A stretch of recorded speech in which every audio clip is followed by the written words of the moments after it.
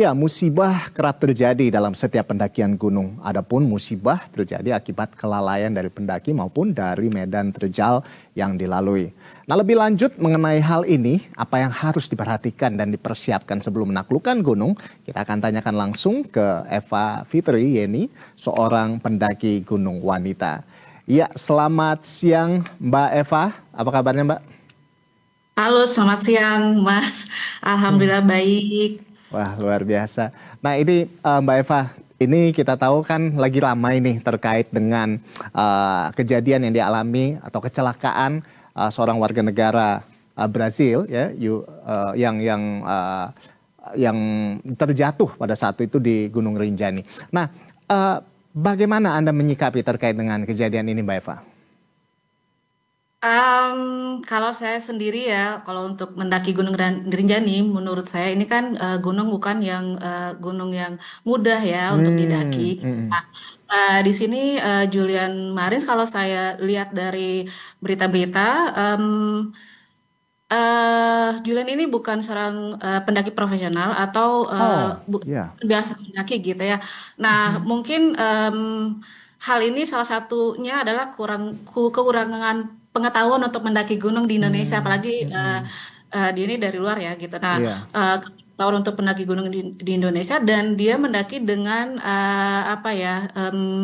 Mungkin rekan-rekan yang belum dia kenal sebelumnya gitu ya. Nah, jadi sehingga pada saat pendakian ini Julian ini sedikit banyak menghadapi tantangan gitu di sini. Jadi artinya kalau dari yang Anda sampaikan nih Mbak Eva, bahwa sebetulnya gunung atau medan gunung di Indonesia ini terutama Rinjani ini bisa dibilang cukup menantang begitu ya dengan gunung-gunung lainnya di dunia begitu. Salah satu yang cukup menantang begitu. Nah, lalu apa sebetulnya tantangan yang kerap dialami para pendaki ketika mendaki gunung-gunung di Indonesia, khususnya untuk Gunung Rinjani ini, Mbak Eva? Em, Tantangannya pastinya kita harus harus tahu ya kondisi gunung ini sebenarnya apa, sehingga kita juga bisa mempersiapkan secara diri kita sendiri dari sisi Mhm. fisik, dari sisi perlengkapan segala macam. Ya, yang pertama kita harus tahu dulu gitu si gunung ini seperti apa sih gitu. Nah, ini yang kurang mungkin ya dari teman-teman untuk sebelum mendaki gunung tuh kurang mengeksplor dulu apa sih gitu kondisi gunung ini Hmm, sih hmm, bisa mempersiapkan dirinya dengan baik kayak gitu. hmm, Itu sih gitu. Nah, karena Gunung Rinjani dengan ketinggian 3726 mdpl ini wow. bukan gunung yang mudah juga untuk didaki gitu ya. Cuman Mhm. karena kehiatannya gitu sehingga si Gunung Rinjani ini dianggap kayak mudah gitu didaki gitu. Nah, padahal Hmm, tidak sama sekali gitu dari hmm, kondisi alamnya yang sangat ekstrim bisa berubah ya bukan sangat ekstrim juga tapi kondisi cuaca yang cepat berubah kayak gitu hmm, yang cukup panjang dan eh, cukup terjal lah ya kalau untuk hmm, Rinjani hmm, lagi menuju puncak kan di letter E gitu ya hmm. itu kalau dikit aja udah auto ya gitu ya yang nggak kita inginkan kayak Hmm. kejadian baru-baru ini ya untuk Julian gitu sehingga dia Iya. bisa Jadi kecelakaan bisa gitu. dibilang bahwa Gunung Rinjani ini harus oleh profesional begitu ya, pendaki profesional. Yang bukan profesional sebaiknya Gunung Rinjani bukanlah satu rekomendasi begitu ya Mbak Eva ya. Nah, kalau Mbak Eva sendiri kan ini dulu waktu menaklukkan Gunung Rinjani, itu apa aja waktu itu yang dihadapi pada saat itu Mbak?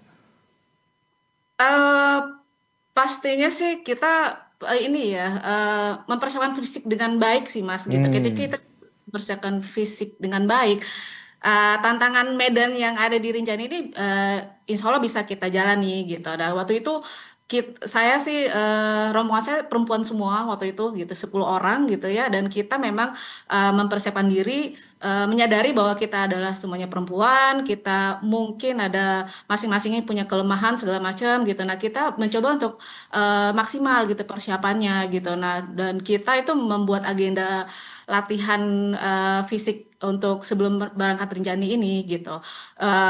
Dan selain itu juga kita kan harus mempersiapkan perlengkapan yang memang mumpuni ya untuk naik Gunung Rinjani gitu. Tapi sedikit saya ralat mungkin kalau tadi dibilang profesional gitu ya, mungkin berpengalaman aja gitu ya, punya punya Hmm. pengetahuan dan pengalaman naik gunung gitu untuk Mhm. apa ya naik Rinjani ini gitu.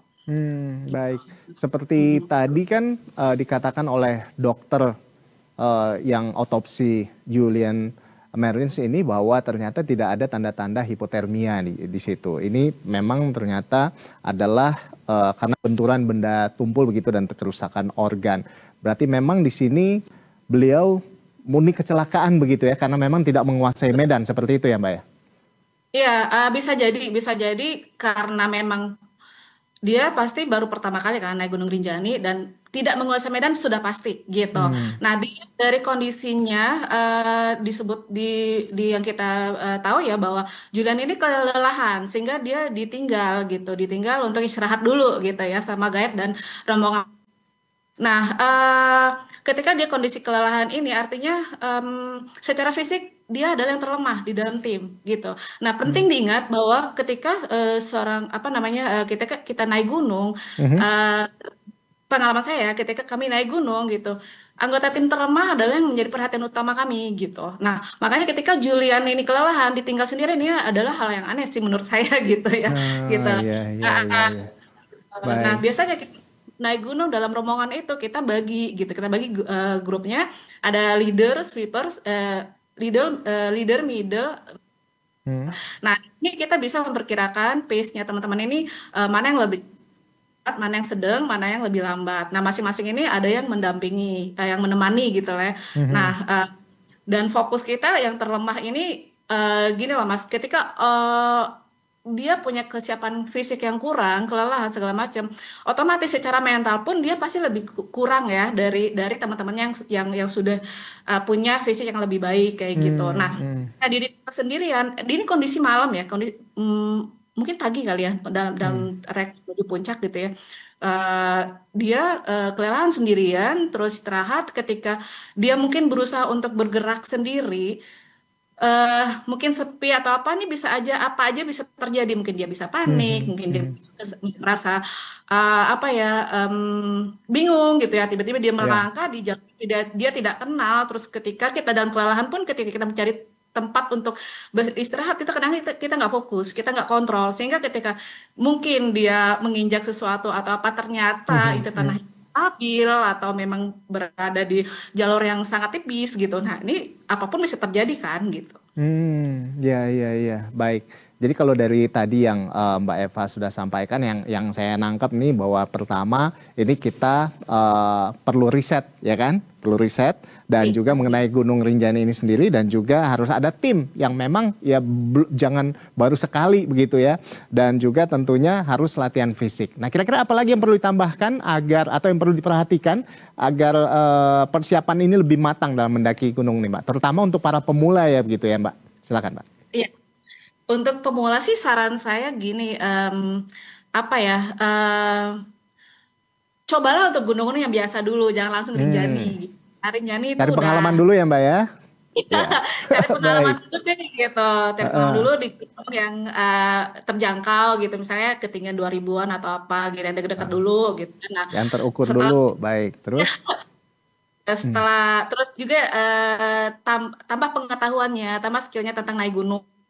Nah, terus sebelum mendaki pun harus tahu nih ya kan, tadi yang seperti saya bilangin bahwa riset dulu nih gitu, gunungnya Mhm. seperti apa sih, berapa lama perjalanannya, Hmm. seperti itu, cuacanya seperti apa, kayak gitu. Dia kan harus harus mengetahui itu dulu sehingga dia bisa mempersiapkan dirinya sendiri, baik secara Ya. fisik, perlengkapan, logistik, atau teman jalannya sendiri gitu. Buat saya teman jalan adalah hal yang paling utama buat saya ketika Mhm. perjalanan. Kalau fisik, perlengkapan, logistik, otomatis itu karena memang udah terbiasa naik gunung ya, saya sudah merem lah ya gitu. Tapi kalau untuk Mhm. Ya. misalnya apa namanya teman jalan gitu ya, nah ini benar-benar harus kita ketahui teman jalan kita tuh siapa gitu.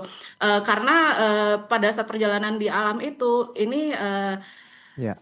apa ya, hal yang sangat menjadi support system kita lah dalam Ya. perjalanan itu Bisa gitu. saling menjaga begitu ya, saling membantu begitu dalam perjalanan. Ya, Baik.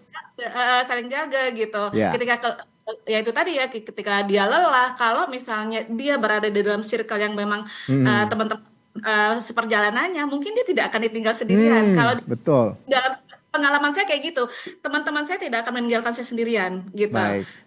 Yang pernah saya tuh cukup sering perjalanan bareng sama Mhm. teman-teman dan Mhm. Mhm. grup saya itu aja kalau naik gunung. Karena kenapa saya naik gunung grup saya itu saja karena Ya. memang buat saya teman perjalanan itu adalah sangat penting gitu. Hmm, Untuk safety saya di ya. perjalanan, saya Circle mencegah. kita dalam mendaki gunung khususnya dalam hal Iya, ini penting banget ya. Bagaimana kita bisa saling menjaga, saling perhatikan satu dengan yang lainnya dan tentunya bisa iya, sampai goal, bisa tujuan dengan baik. iya. Baik, Dan kita tahu kondisi ya, fisiknya seperti apa, dia betul. apa namanya gaya jalan apa kita jadi tahu sehingga kita bisa Baik. memperkirakan ya. Mm-mm. Baik, terima kasih Mbak Eva Fitriani sudah bergabung bersama kami di sini membagikan pengalamannya ya terkait dengan bagaimana mendaki gunung seperti itu dan menaklukkan gunung. Tentunya kembali ke yang tadi, circle itu penting dan juga riset serta persiapan sebelum naik yaitu persiapan fisik.